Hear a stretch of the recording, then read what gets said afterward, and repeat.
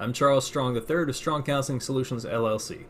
We offer on-site counseling in Gretna, Louisiana, and board-approved online counseling throughout the state of Louisiana.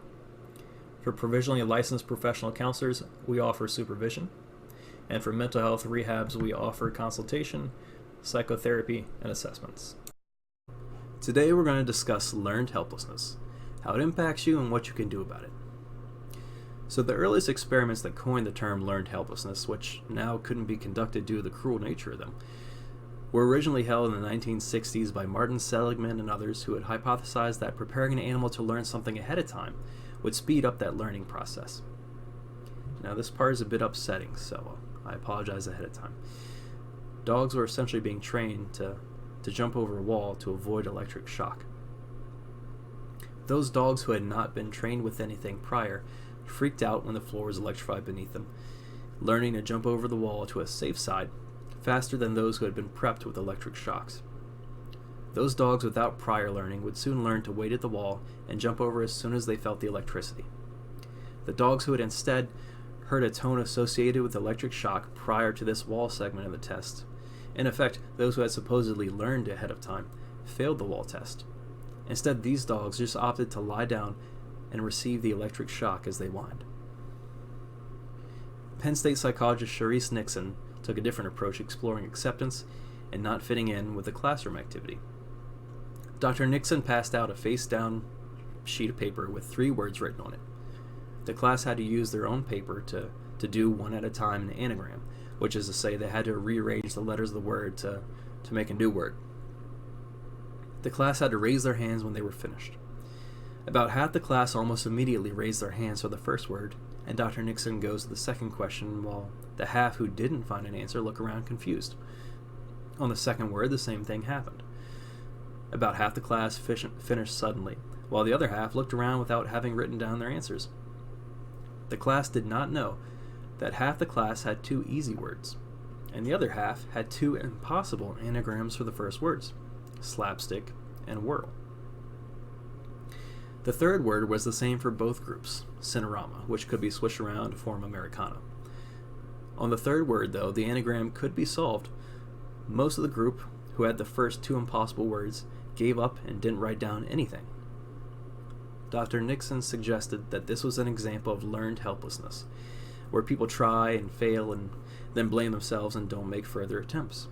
She posited that this happens in social interactions as well. If someone is victimized, particularly with certain groups such as minorities, they're less likely to open up in the future.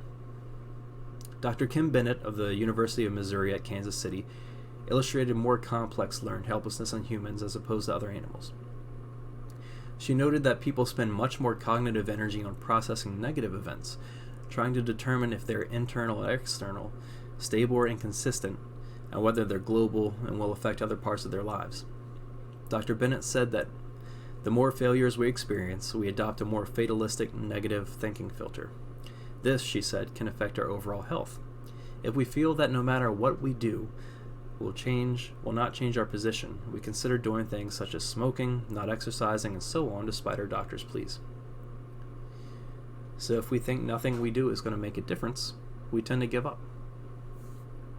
Dr. Jennifer Wellborn of the University of Texas Pan American found that separating internal and external reasons for failure greatly affects how positive or optimistic we are when confronting our challenges.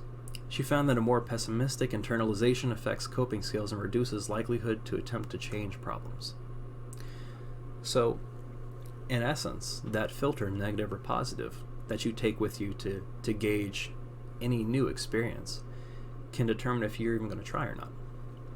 Dr. Bennett said that attributional retraining can interrupt the process of self-blame and influence reflection on what's causing the problems and in turn undermining that learned helplessness. If a person experiences situations that go against that learned helplessness, they're more likely to break off the spiral. Thought stopping when something bad happens and exploring potential causes for our trials and different paths we could take can empower us. Learned helplessness can trap people in abusive relationships, can deter voting, prevent making new friends.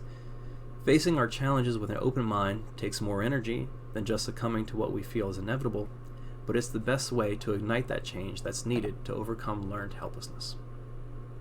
That's our talk for today. Hope you found something interesting in it, or maybe something you'd use in your own life now or in the future to overcome any challenges you may be facing. If you'd like to learn more about us, visit us at strongcounselingsolutions.com or give us a call at 504-356-2908. We'll be back next week with a new topic, so I hope to see you then. But until then, thanks and be well.